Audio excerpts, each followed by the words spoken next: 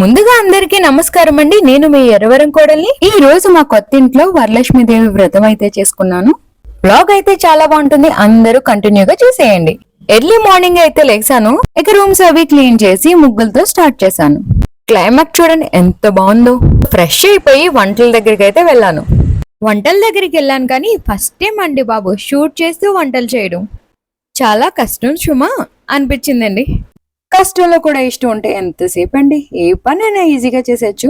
Grinder లో పప్పు అయితే వేసాను, కరెంట్ పోతూ వస్తూ ఉంది. ఒక పక్కన అయితే పులిహోర కలుపుతున్నాను. వేడివేడిగా ఉండగా చెయ్యి అయితే కాలుతుంది. సో కాలుతూ ఉన్న చేత్తో ఎందుకు కలుపుతున్నానంటే పులిహోర గరిటెతో కలిపితే ఎప్పుడు మెత్తబడిపోతుంది, అందుకని చెప్పేసి చేత్తో కలుపుతున్నాను. అలా వేడివేడిగా ఉండగా కలిపితేనే దాని టేస్ట్ ఉంటుంది, అన్ని బాగా పడతాయి పులిహోరకి. సో మా ఇంట్లో నా పులిహోరకి ఫ్యాన్స్ అయితే ఉన్నారు. మా ఇంట్లో అందరూ పులిహోర తింటారు, చాలా ఇష్టంగా తింటారు. ఇక వంటలన్నీ పూర్తయిపోయాయి. ఇక అమ్మవారిని అలంకరించేద్దామని చెప్పేసి వచ్చాను. రెడీ టు వేర్ సారీ ఇదైతే నేను ఆన్లైన్ లో తీయలేదండి, షాప్ లోనే కొన్నాను. సారీ ప్రైస్ వెళ్తే మీరు షాక్ అవుతారు, ఎందుకంటే సారీ 75 రూపీసే.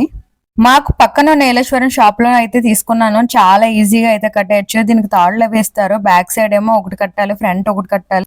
ఈ రెడీ టు వేర్ సారీకి బ్యాక్ సైడ్ కింద కట్టడానికి కూడా తాళ్ళు ఇస్తాడు. అది ఆప్షనల్లీ మనం కట్టుకోవచ్చు, లేదా స్టెప్స్ ఇంకా లంబుగలగాలంటే వదిలేచ్చు నార్మల్ గాని. ఇక అమ్మవారి ఫేస్ మొత్తం నేనే డెకరేషన్ చేశాను. అమ్మవారికి ఫేస్ కున్న కిరీటం ఏంటి, ఆ పైన ఫ్లవర్స్ ఏంటి, టోటలీ మొత్తం నేనే అలంకరించాను. ఇదైతే లాస్ట్ ఇయర్ అలంకరించాను.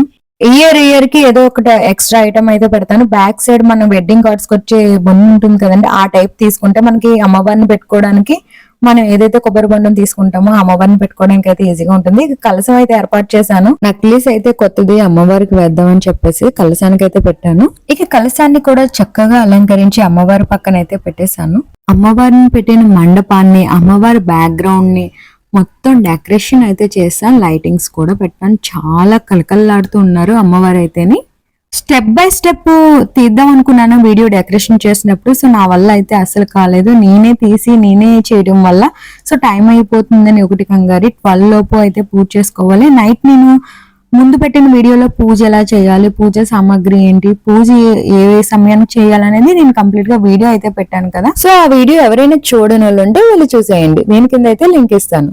ఈ రోజు నా వీడియోలో అయితే కంప్లీట్ గా నేను ఈ రోజు పూజ ఎలా చేశాను అనేది చూపిస్తున్నాను. ముందుగా అయితే పులిహోర చేశాను, పాయసం, రవ్వ ప్రసాదం, పునుకులు, బెల్లం గారెలు, పానకం, చప్పుడు గారెలు, సలివిడి, వడపప్పు, శనగలు.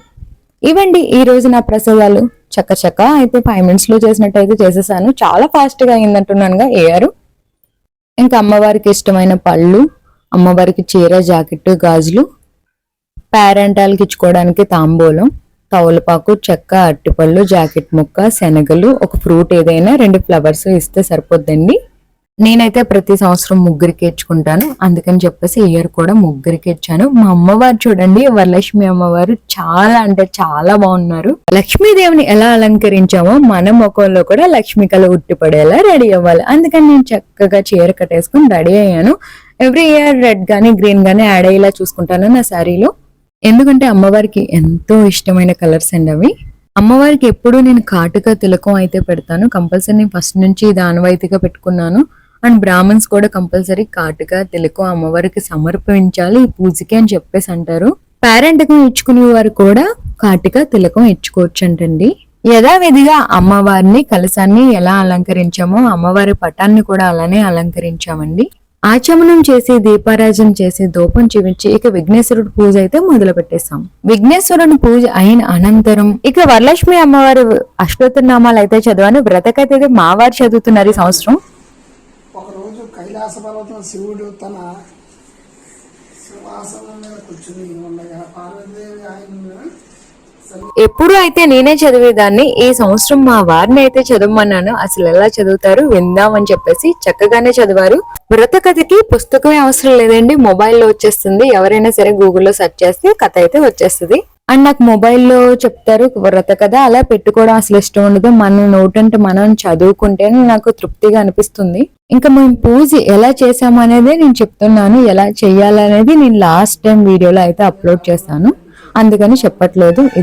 కథ పూర్తయిన తర్వాత మా వారి చేతి తోరణం అయితే కట్టించుకున్నాను. ఇదైతే ఈ రోజు నైట్ పడుకునే ముందు తీసేయచ్చంట అండ్ మార్నింగ్ టైమ్ లో కూడా తీసేయచ్చండి. తెలియని వాళ్ళు ఎవరైనా ఉంటే వాళ్ళకి చెప్తున్నాను. ఇక రూపు కూడా మా వారి చేతే కట్టించేసుకుంటున్నాను. చక్కగా ఇలా కలిసి కూర్చుని పూజ చేస్తే ఆ సంతోషమే వేరండి. ఫైనల్లీ ఆ హారతి కూడా ఇచ్చేసాము అమ్మవారికి. ఇక మా వారి బ్లెస్సింగ్స్ కూడా తీసుకున్నాను. ఏ పూజకైనా సరే మా వారి బ్లెస్సింగ్స్ అయితే తీసుకుంటాను. ప్రతి పూజకి మా లారీలకి బొట్లు పెట్టి నిమ్మకాయలు కట్టి కొబ్బరికాయ అయితే కడతాము. అలా చేస్తే చాలా మంచిదని చెప్పి కొబ్బరికాయ కొట్టేసి అక్కడ పెట్టేసి దండం అయితే పెట్టేసుకున్నాను. వెనకాల ఉన్న టెంపుల్ సుబ్రహ్మణ్యం స్వామి టెంపుల్. తొందరలో వ్లాగ్ అయితే చేస్తాను. అండ్ ఇంటికి దిష్టి నిమ్మకాయలు కూడా ప్రతి వారం అయితే కడతాను. శుక్రవారం నాడే కడతాను. అలా చేస్తే ఇంటికి దిష్టి తగలదనే నమ్మకం. నేను ఇక్కడ పేరెంటాలకి వాయినం అయితే ఇస్తున్నాను. ఇస్తినమ్మ వాయినం అంటే పుచ్చుకుంటున్నమ్మ వాయినం అని చెప్పేసి అంటున్నారు. ఈ సంవత్సరం అయితే 3 పేరెంటగాళ్ళకైతే వాయినం ఇచ్చాను. పేరెంటకం ఎలా ఇవ్వాలనేది కూడా లాస్ట్ టైం వీడియోలో అప్లోడ్ చేశాను, వీళ్ళు చూసేయండి. ఫైనల్లీ అయితే ఈ ఇయర్ పూజ అయితే చాలా బాగా జరిగింది. ఎప్పుడు కంగారు గందరగోళంగా ఉండేది, అసలు ఈ సంవత్సరం కంగారు అనేది అనిపించలేదు. మా పిల్లలు కూడా చాలా హెల్ప్ చేశారు అండ్ మా వారు కూడా చాలా హెల్ప్ చేశారు. అమ్మవారిని కూడా చక్కగా అలంకరించాం. పూజ అయితే చాలా బాగా జరిగింది. ఈ వీడియో మీకు నచ్చినట్లయితే లైక్ చేసి షేర్ చేసి సబ్స్క్రైబ్ చేసేయండి. పక్కన ఉన్న బెల్ ఐకాన్